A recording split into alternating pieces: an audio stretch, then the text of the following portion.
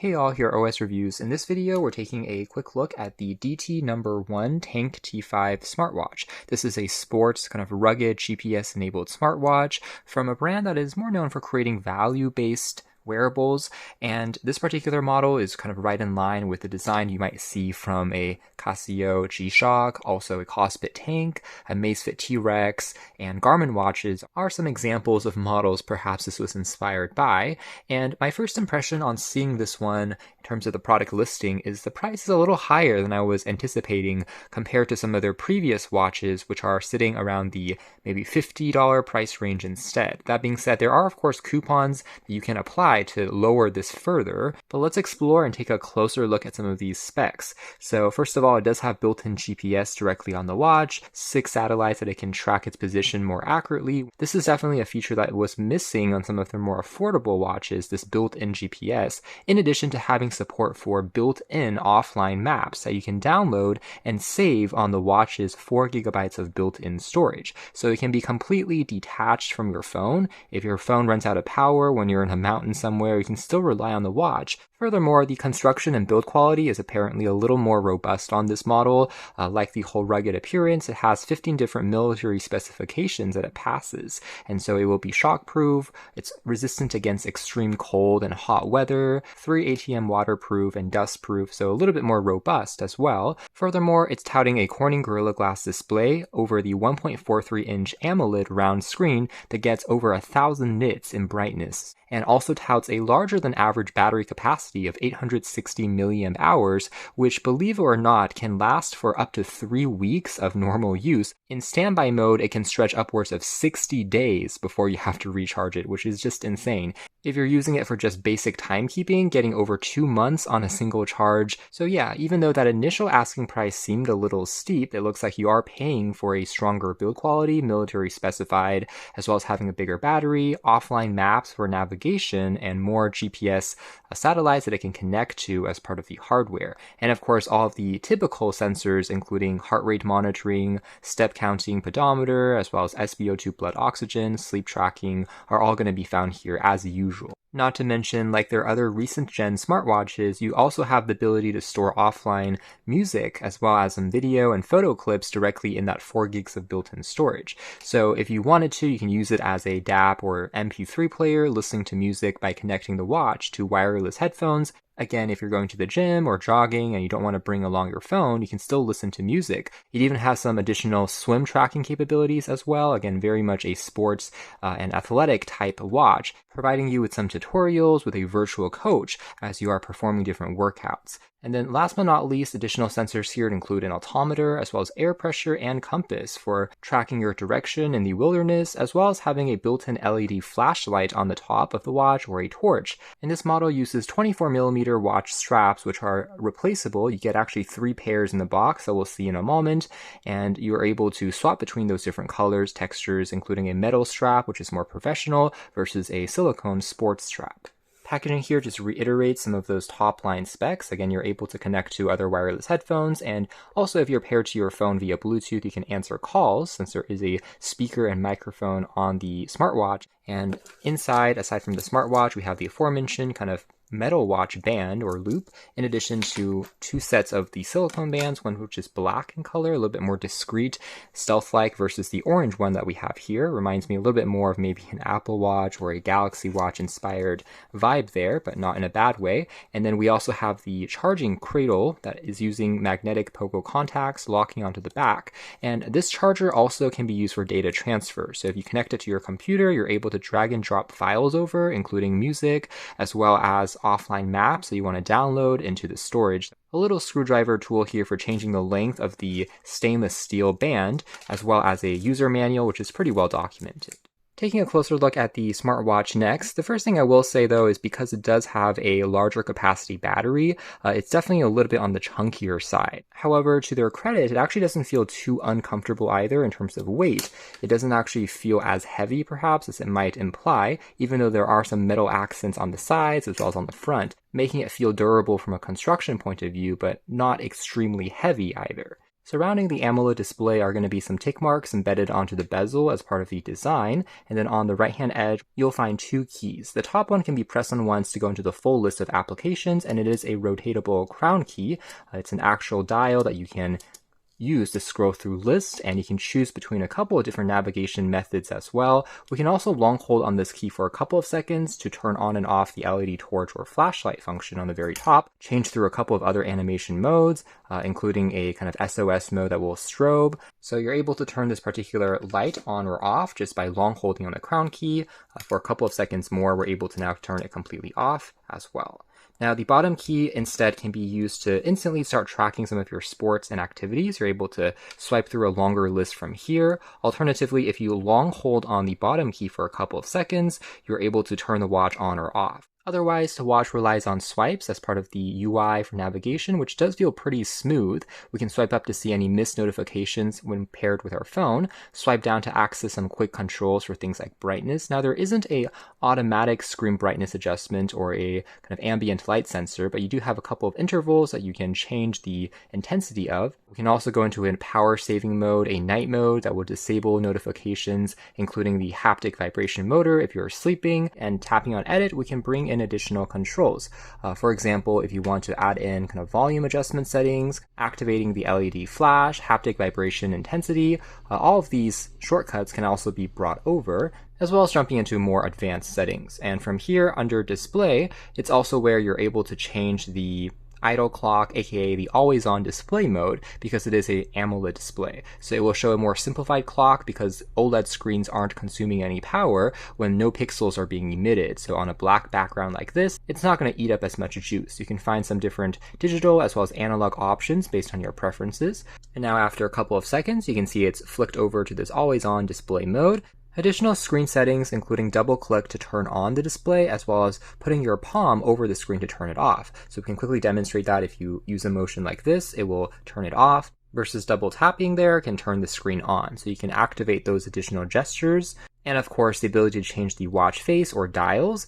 And since this thing does have more built-in storage, you're able to actually store hundreds of watch faces in the built-in memory directly as well. Digital options, including setting your own favorite image as the background image as well. And you can even add a GIF or looping video and create a dynamic, moving, or video background wallpaper as well. And here's a couple of other analog style watch faces, again, all looking pretty attractive. We're also able to long hold for a couple of seconds here to go through the same loop. So overall, from a design perspective, I think that they've done a reasonably good job. The AMOLED screen here does indeed look very bright, as well as super sharp and vibrant. So it's a nice quality display panel that they have chosen here.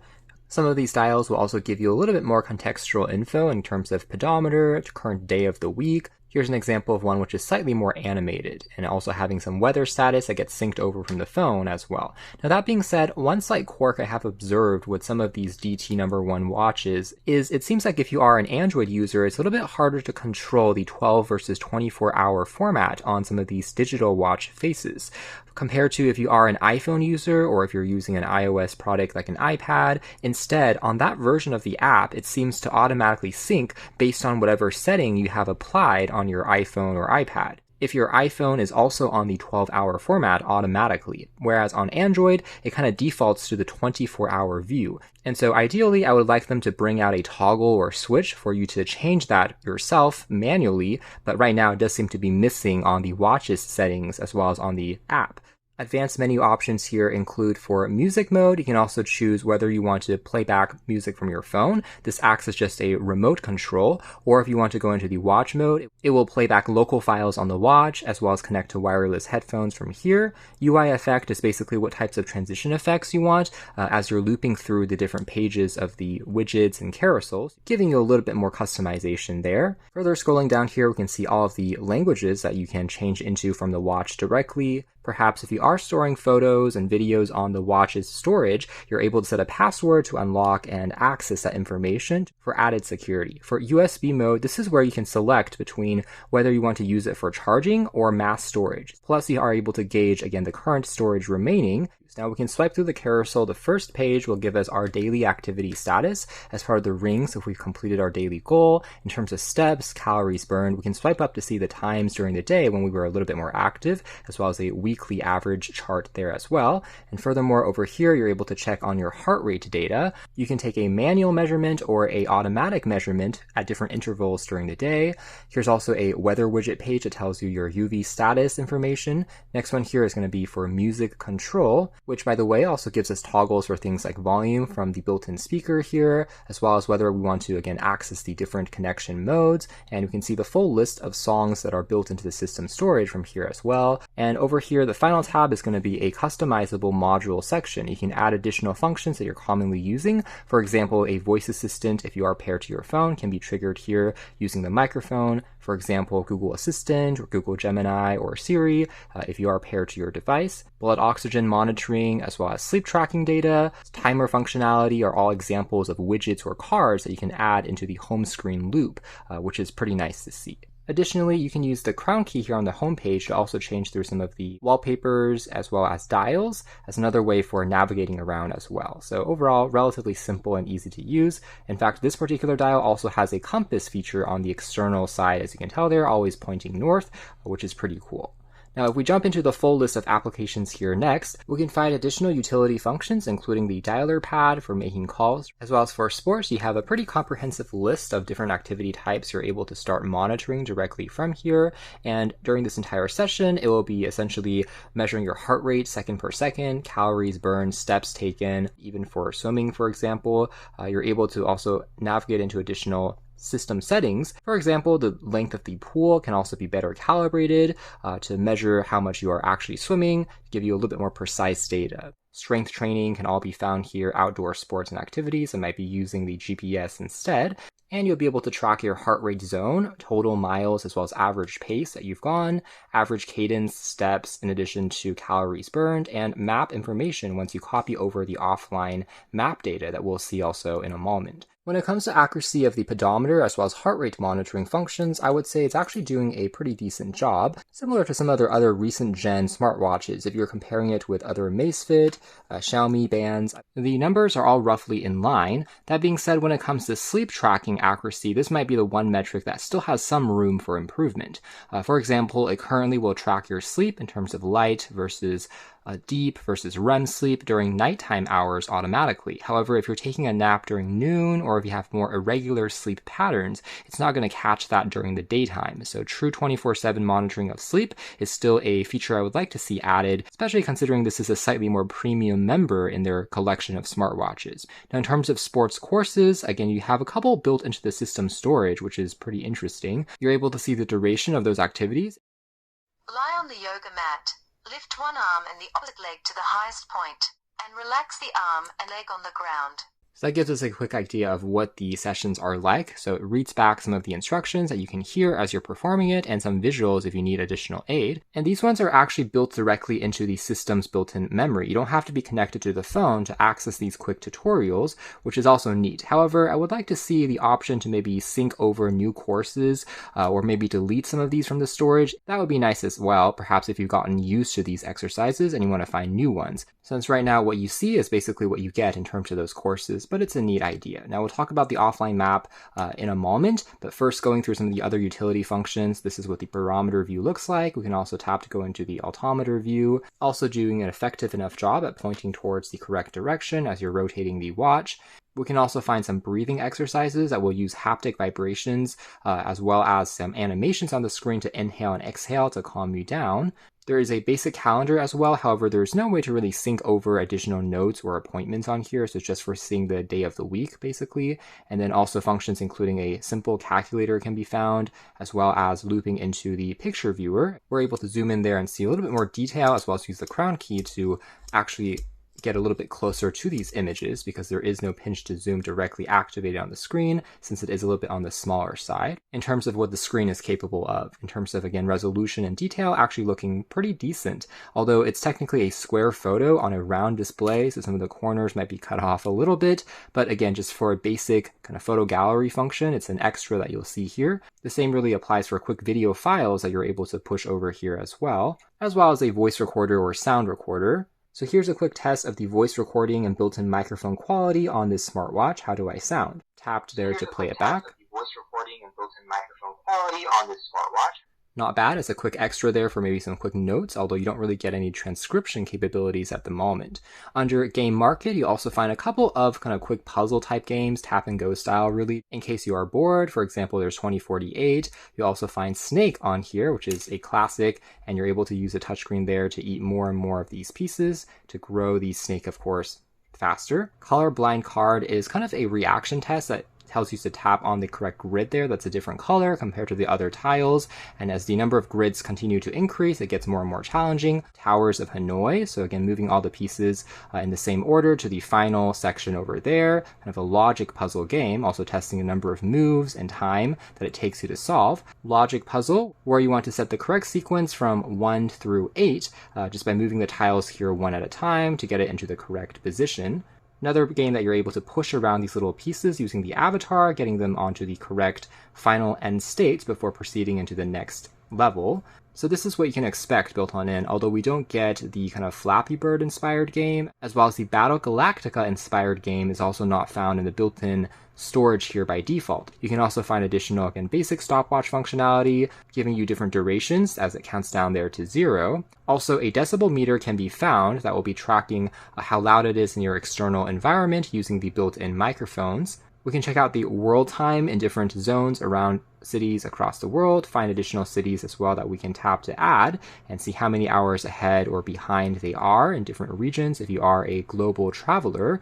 Another feature that's kind of new to me is a live camera view. So this actually acts as a viewfinder for what the camera is seeing in real time. Of course, there is going to be a little bit of latency because it is connected by Bluetooth instead of Wi-Fi, which has faster bandwidth and transfer speeds, but still gives an idea of what the camera is seeing. Maybe if the phone is further away on a tripod, you're able to quickly see if everyone is in the frame to capture a group selfie, something like that, which is actually kind of neat. You can snap to capture an image as well as flip to the selfie camera instead. Actually not a bad idea compared to only acting as a remote with a button, giving you a live feed as well. Speaking of, let's check out the companion app, which is called WhereJoy. Connecting once Bluetooth and location services are activated, we can swipe down there to refresh data being synced over. It's a pretty clean layout, and from here you're able to see points during the day that you were more active, and then similarly it will sync over data when it comes to any sleep monitoring from the past night, as well as weight information, although this has to be filled in manually because there is no, of course, detection on the watch itself.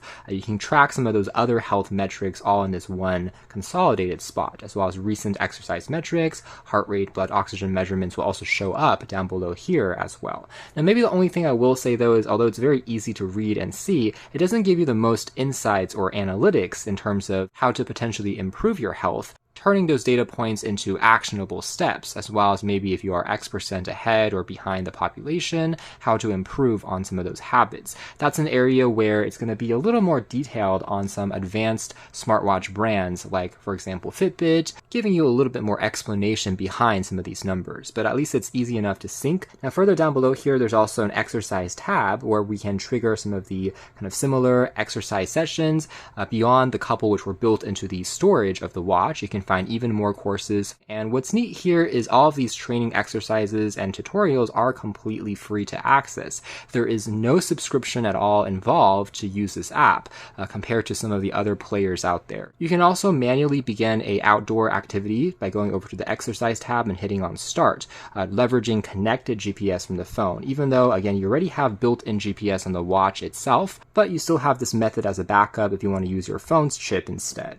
Then on the device tab, this is where we can customize types of notifications you want to pass through to the device, as well as the watch face gallery, providing even more designs that you're able to find and customize the watch with. Really just taking a couple of seconds and you're able to find that the kind of look of the watch there will then change in this more cartoonish example here, all looking quite good. That being said, one aspect that is not so great, unfortunately, is it seems like inflation is trickling down to even some of these more generic smartwatch apps. Even though the courses that we talked about are still free to access, thankfully, when it comes to the watch dial library, we can see a growing number of certain ones which involves a cost to actually purchase them, which was not something that we saw before, which I think is a little bit of a shame, but it's a concept borrowed perhaps from some of the other brands that are trying to squeeze out a little bit more revenue. It's going to be 2 RMB or Chinese yuan, which converts to around 28 cents in US dollars. So it's pretty cheap, but on principle, I just don't like to see any additional costs or subscriptions, period.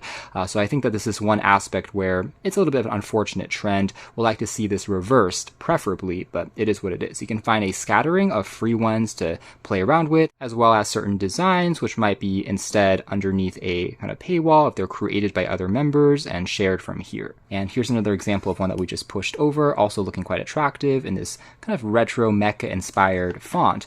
And if we tap on the Customize tab on the top, this is where you're able to, again, set a picture dial by uploading your own photo as the background image, or uploading a video that will then loop on the watch. There's even a DIY section here allowing us to choose between analog versus digital options. The brightness of the image can be made brighter or dimmer, and you can see the watch kind of reacting there in real time. Additional modules that you can add, including heart rate information, step information, can also be customized as well. Further swiping down, there's kind of the typical sedentary and drinking water reminders. If you've been inactive for too long, it will vibrate as a reminder for you to get up and move. There's also the ability to wirelessly transfer over images from the app. And now it's showing up in the gallery. We can see the image that we just transferred over. That being said, just like on some of their other recent smartwatches, when it comes to video files, right now you can't really transfer it over from the phone by Bluetooth.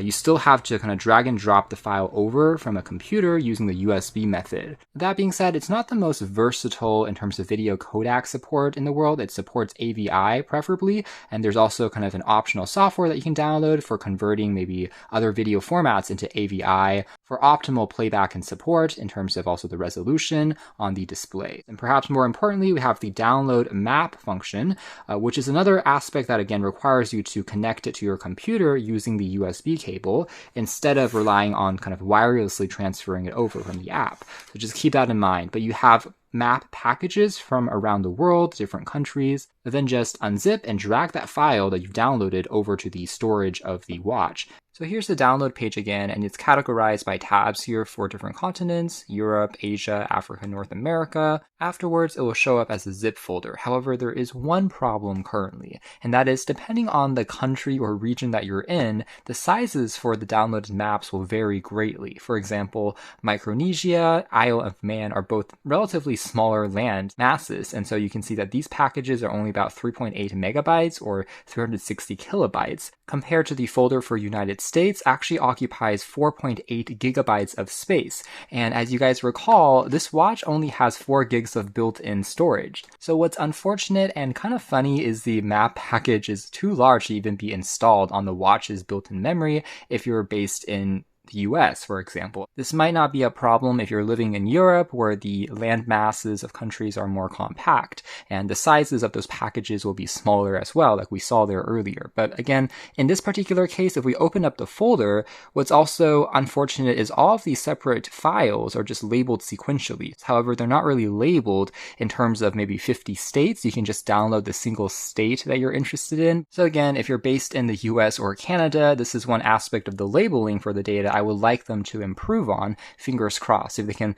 further refine the folder structure to just say specific states or provinces, that could still make it feasible, since each one of these individual files are still going to be much less than 4 gigabytes. But because it's not labeled in this way, it's like a black box, and you have to do a ton of trial and error to find the specific mapping for your particular state or region, and it might not be really worthwhile at that point. Since, again, if you try to drag the entire folder over, in this particular case, it's too large to even be installed. So if they aren't able to better label the subfolders for larger countries, then the other recommendation would be increasing the storage space available on the watch. I think some of you guys have pointed this out before, but since this is 2025, and you can use this as an audio player in addition to storing offline content, ideally there should be 16, if not 32 gigs of built-in storage, I think, especially on a more premium, slightly more expensive model from them, or perhaps even a version with an expandable micro SD card slot for you to augment the memory would be great to consider as well.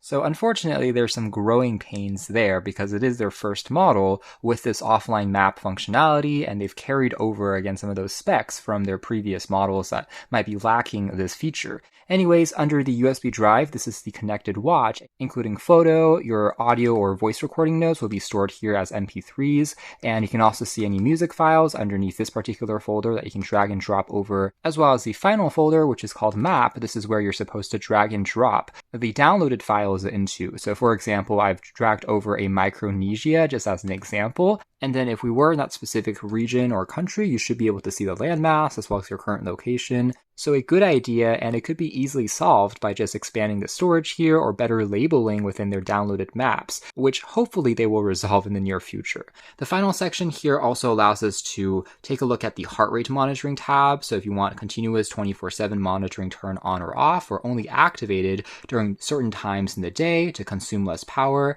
as well as the frequency. With that being said, the current app doesn't have the same level of control over the SpO2 blood oxygen monitoring. So for that metric, you have to kind of manually trigger it on the watch to get a recording instead of being kind of automatically taken throughout the day, which is perhaps something they can improve on in a future software update.